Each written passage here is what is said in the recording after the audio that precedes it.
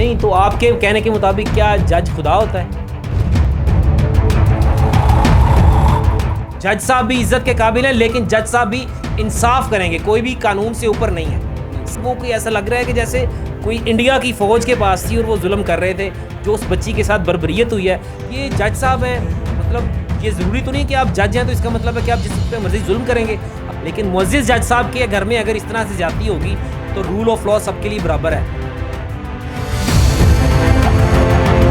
तो ये इंसाफ अगर कुछ अदालतें यहाँ हैं तो फिर एक अदालतें उधर भी हैं, जो आखिरत में अदालत लगेगी उसमें सबका इंसाफ होगा।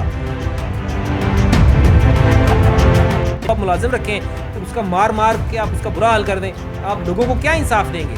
आपके नाम के साथ जज लगता है। ऐसा हो रहा है जैसे ये कश्मीर है, फ़लस्तीन है, ऐसा लग रहा है। कीड़े पड़ गए हैं, टांगें तोड़ दी हैं, पसलियाँ तोड़ दी हैं, बच्ची के नाखून निकाले गए हैं, दांत तोड़ दिए गए हैं। इसके ऊपर होनी चाहिए थी 324 ये अटेम्प्ट टू मर्डर है। किस कानून है कि एक एफआईआर हो जाए तो फिर दूसरी एफआईआर हो ही नहीं सकती। में जो उन्होंने दिफात लगाई हैं, एक 506 पीपीसी लगाई है जिसकी सज़ा 2 साल है और ये बेलेबल है। जी एफआईआर बिल्कुल बोगस एफआईआर है और एफआईआर में वो दिफात ही नहीं लगाई गई हैं जो लगानी चाहिए थी। अस्सलाम वालेकुम नाज़रीन, आपका मेज़बान मुदस्सिर रशीद आपकी खिदमत में हाजिर है और आप देख रहे हैं सुबह टीवी। देखते हैं सुनने कानों को मेरा सलाम। गुज़श्ता 2 दिन से रिजवाना जो कि तशद्दुद का शिकार हुई, इस्लामाबाद में उनका केस लगा। सवालिया निशान एक सिविल जज की बीवी ने उस पर तशद्दुद क्यों किया। आज हमारे साथ मौजूद हैं सीनियर एडवोकेट फैसल जाट साहब, जिन्होंने हमेशा फ्री ऑफ कॉस्ट केस लड़े उन फैमिलीज़ का जो कि फ़ीस नहीं बर्दाश्त कर सकते और बहुत से मामला। आखिर रिजवाना की फैमिली के लिए और उस बच्ची के लिए क्या इकदाम लेके आए, इनसे बात कर लेते हैं। अस्सलाम वालेकुम सर। वालेकुम अस्सलाम। फैसल भाई बहुत शुक्रिया फॉर टाइम सर, आपका कीमती टाइम है। हमेशा आपने अपनी दयानतदारी और ईमानदारी से पहचान बनाई। आज फिर एक केस लेके आपके सामने हाजिर हुआ हूँ। रिजवाना केस आपकी नज़रों से गुजरा होगा? जी ऑब्वियसली पूरी कौम देख रही है और मैंने भी देखा है, मैंने भी पैगाम दिया इस पे। आपने हमेशा उन फैमिलीज़ के लिए ये कहा कि आप आएँ, मेरी खिदमत हाजिर हैं। आखिर रिजवाना भी किसी की बच्ची है, किसी की बेटी है, तो फिर क्या सोचा आप? रिजवाना भी हमारी बेटी है, हमारी बच्ची है, पाकिस्तान की बेटी है और मैंने पैगाम दिया है। पहले भी मैंने अपनी पूरी कौम को पैगाम दिया उनको कि मेरी आवाज़ उन तक कोई पहुंचा दे कि मैं उनका केस लड़ने के लिए तैयार हूं। जैसे मैंने पहले भी शाहनवाज का केस भी लिया था, और भी दूसरे केसेस लिए थे, तो मैं हाजिर हूं। अगर ये केस हमारे पास आता है तो मैं दिलो जान से ये केस लड़ूंगा। आपके वर्क के मुताबिक जो ज़राए पहुंचा अब तक, एफआईआर पहुंची हैं, आपको क्या लगता है क्या केस था, क्या शक्ल बन गई, कोई मामला हैं ऐसे? जी एफआईआर बिल्कुल बोगस एफआईआर है और एफआईआर में वो दिफात ही नहीं लगाई गई हैं जो लगानी चाहिए थी, और जो दिफात लगाई गई हैं वो साफ नज़र आ रहा है कि वो अंडर प्रेशर ये एफआईआर हुई है।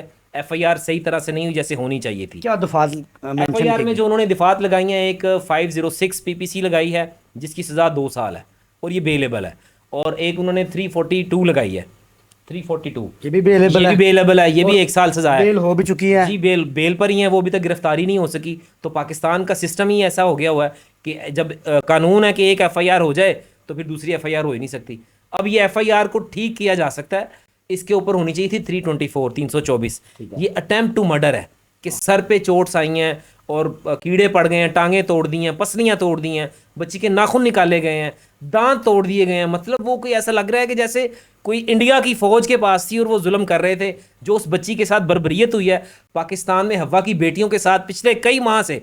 ऐसा हो रहा है जैसे ये कश्मीर है, फ़लस्तीन है, ऐसा लग रहा है।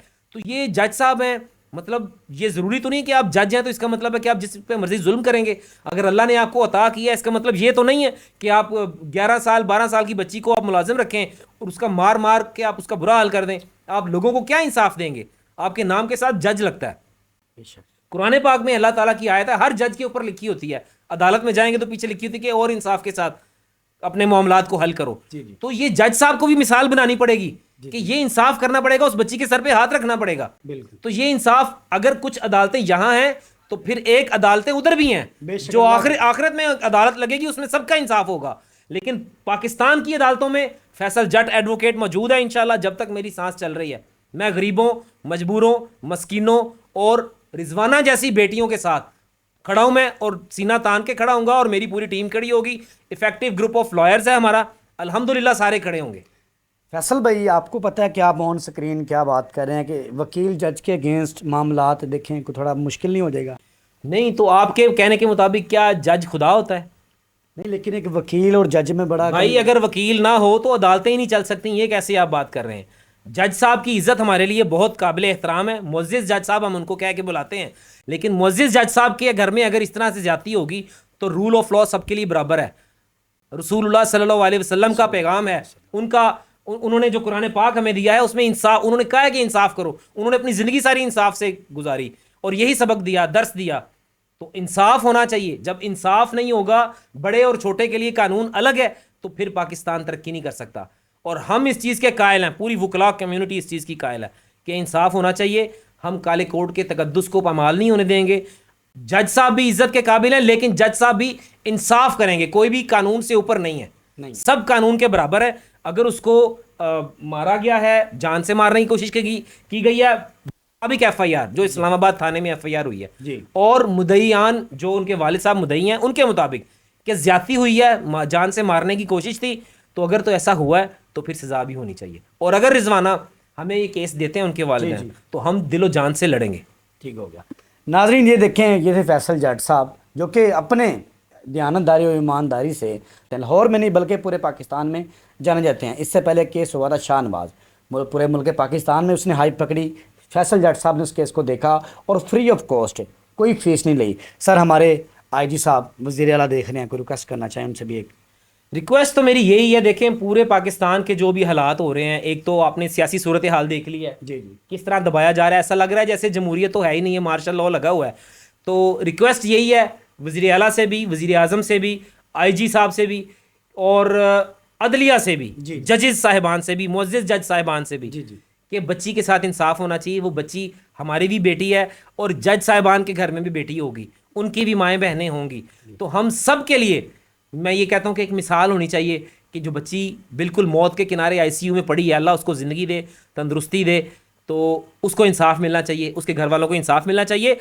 पाकिस्तान आज कितने ममालिक से पता नहीं 100 कितनी लाइन में है कि इंसाफ उतने लेवल पे होता है, ना होने के बराबर है। तो जज साहिबान को चाहिए कि वो मिसाल बनाए कि दुनिया को पैगाम जाए कि पाकिस्तान में इंसाफ है। जी बहुत शुक्रिया फैसल भाई फॉर टाइम। नाज़रीन आपने जाना फैसल भाई ने कदम लिया रिजवाना की फैमिली के लिए, रिजवाना के लिए, इनके इस कदम के लिए, स्टोरी के लिए कमेंट कीजिएगा। इसी के साथ अपने मेज़बान मुदस्सिर को इजाज़त दें। देखते रहे सुबह TV, देखते हैं सुनते कानों को। मुदस्सिर का अस्सलाम।